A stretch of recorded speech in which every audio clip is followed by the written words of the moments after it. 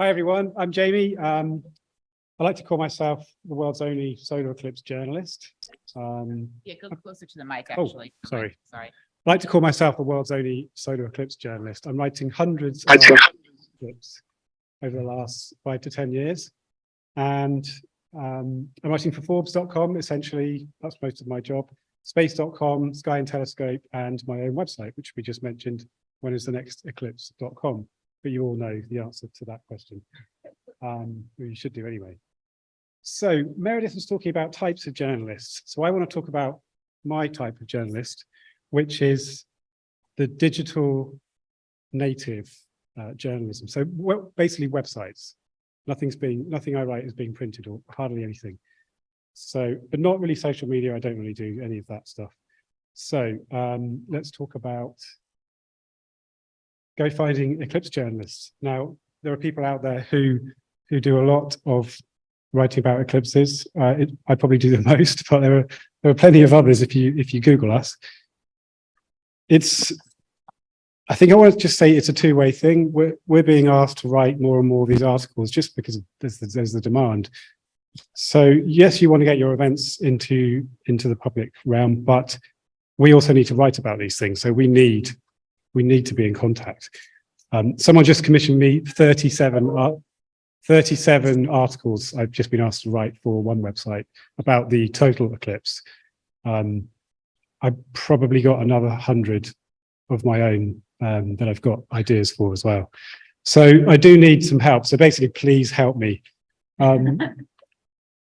So when you're helping me and people like me, and you want to publicize an event, do be really specific: the what, where, when, why, and how much.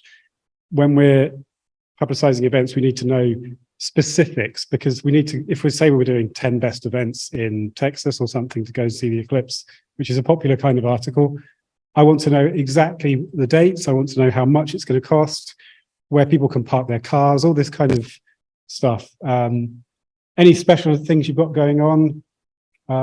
I was reminded that one place I saw had an area roped off for photographers that it was advertising, which I thought was a fantastic idea. Also, how to buy a ticket, a web link. Go here, buy the ticket. Everyone's happy. This is just a very basic example of something I wrote recently, which was quite popular. And you can see it's two sentences, but it's got everything you need to know to go and book that event. I think that came from a press release.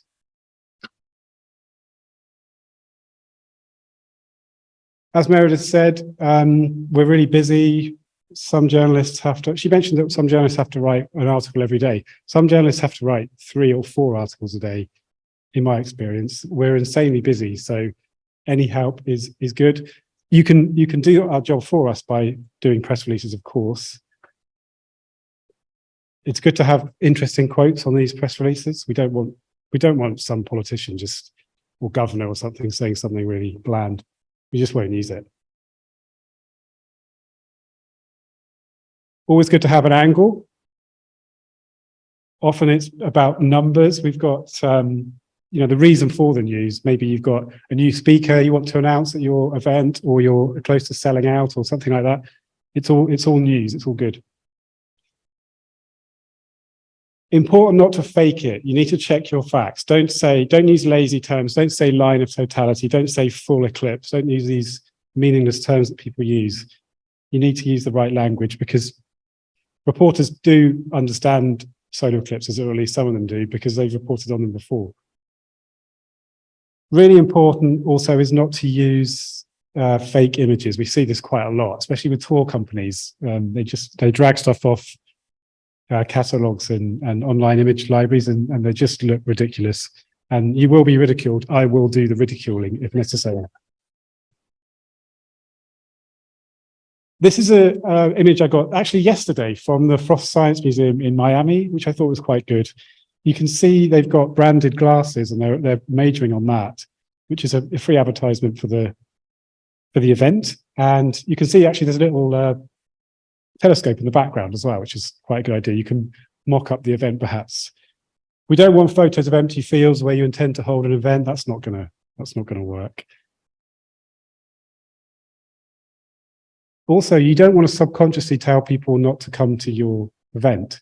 This is Cleveland, and you can see two different pictures. Where would you go and see an eclipse there? It's really obvious, but actually we see lots of pictures, cloudy pictures in eclipse articles. So yeah, watch out for that. Here's an iconic picture from the last eclipse, which I managed to get a story out of somehow. But he's there to remind me to tell you that you need to watch out for legal issues, which he has a few. So basically, you don't want to break copyright. You have to supply images that journalists can use. Me personally, I work for a number of websites, but I am personally liable for any litigation that happens if I publish or they publish on my behalf an image that I supply that breaks copyright. So it's down to me. And if I'm nervous about using a picture, I just won't use it. So there's some language there you can use to go with it, images, but you must own the copyright to give images out. Don't use, there's websites like pexels.com, Pixabay. I wouldn't use them. I don't trust them. Make images easy to handle. For websites, we're talking landscape shape, 16 by 9, small files. You can email them, but generally it's best to send Dropbox links and Google Drive links and things like this. Try not to make a journalist download 6 gigabytes of files. They could be on a cell phone, on a train or something while they're writing your story, because they may just get a few hours notice. Finally, ethics. Meredith mentioned never ask to see an article before it's published. It's against my personal code of conduct. I've actually had to sign a contract with some websites to say I won't let people look at articles before I publish them. So bear that in mind. Of course, you can suggest corrections after, and actually it's good to revisit articles that are online perhaps a few months before the eclipse, because situations change, right? You don't want people trying to attend an event which is long sold out and you're starting to worry about how many people are going to turn up.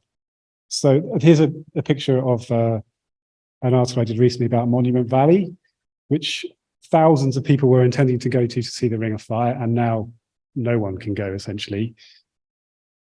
So I had to update about 25 articles after that news came out. I broke the news, then I had to update all of my articles. So that's good to know. And that's it. So that's my 7 minutes, I think. Please, again, tell me your story. This is me on Forbes. This is my website. I desperately need your help, and you desperately need my help. So let's work together. Thank you.